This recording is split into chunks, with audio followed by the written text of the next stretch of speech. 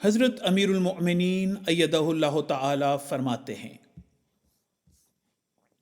اللہ تعالیٰ مومنوں میں محبت، پیار اور بھائی چارہ پیدا کرنا چاہتا ہے، اور یہ حسن زن سے پیدا ہوتا ہے۔ پس فرمایا کہ بدزنی سے بچو، کیونکہ بدزنی گناہ کی طرف لے جاتی ہے، جو نہ صرف انسان کی اپنی ذات کے لیے نقصان دہ ہے، بلکہ یہ ایک ایسا گناہ ہے جو معاشرے کے امن کو بھی برباد کر دیتا ہے۔ دلوں میں دوریاں پیدا ہوتی ہیں، پس خدا تعالیٰ نے اسے بہت بڑا گناہ قرار دیا ہے۔ ایک ایسا گناہ جو انسان بعض اوقات اپنی انا کی تسکین کے لیے کر رہا ہوتا ہے۔ پھر فرمایا کہ تجسس نہ کرو۔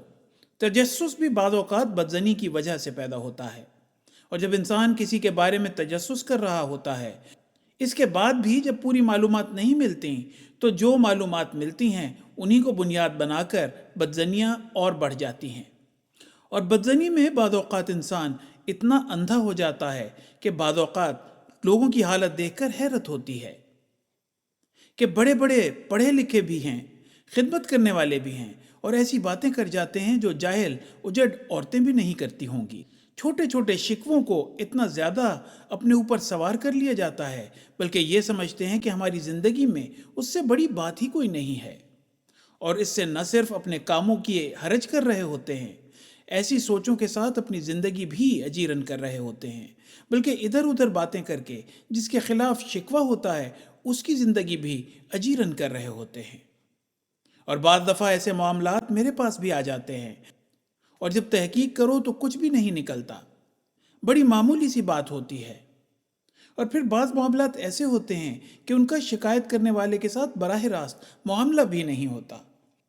ادھر سے بات سنی، ادھر سے بات سنی، تجسس والی طبیعت ہے، شوق پیدا ہوا کہ مزید معلومات لو، اور اد پجدی جو معلومات ملتی ہیں ان کو پھر فوراً اپنے پاس سے حاشیہ آرائی کر کے اچھالا جاتا ہے۔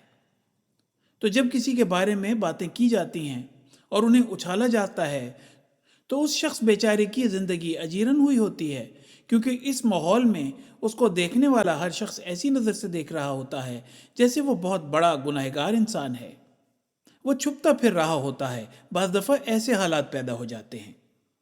بہرحال یہ ایک ایسا گناہ ہے جس سے اللہ تعالیٰ نے سختی سے منع فرمایا ہے۔ ہر احمدی کو اس سے بچنا چاہیے۔